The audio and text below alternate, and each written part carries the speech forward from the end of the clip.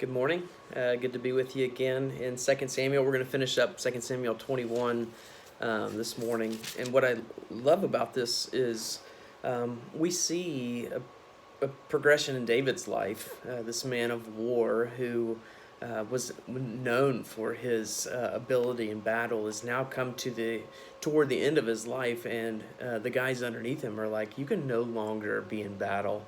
So he's fighting this Philistine. It says he has a spear that weighed 300 shekels of bronze, and armed with a new sword, and he came after David, and Abishai and his aide had to come and attack this Philistine and kill him for David. And then they tell David, look, you're going to die basically in battle. You're moving much slower than you used to.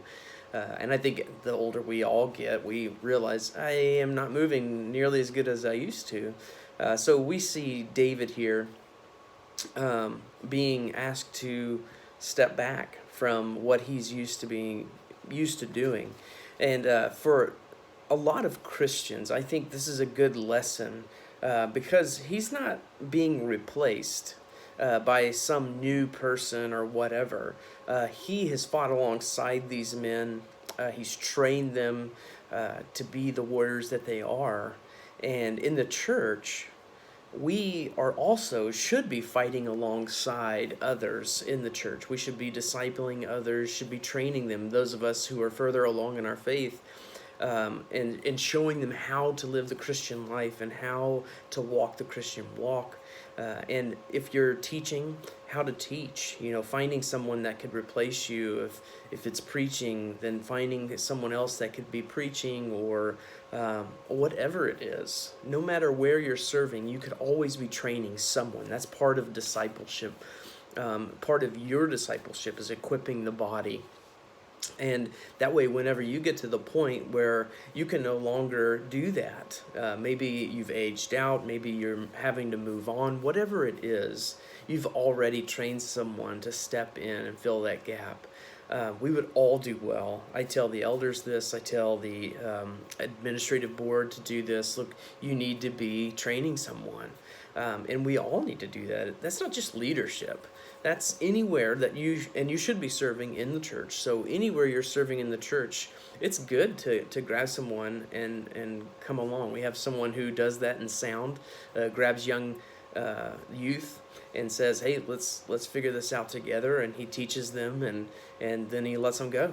And you could do that as a parent if you are volunteering. Maybe you're cleaning the bathroom or vacuuming the floor or whatever, and you can pull someone along, even your kids, and say, look, let's do this, let's serve the church together.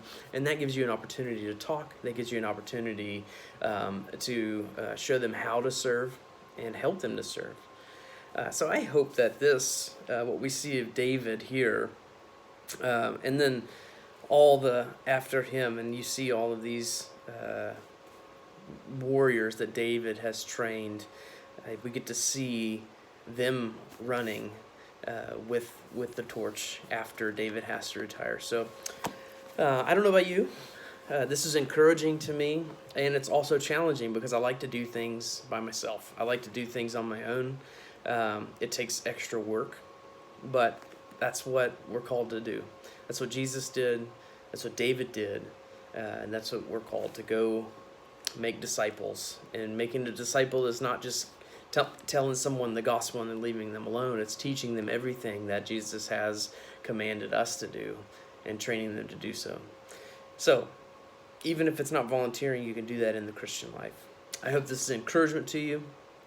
2 Samuel 21, we see in the latter part of 21 David's faithfulness and stepping back when it was time, but also his faithfulness leading up to that point where he could step back because he'd trained someone.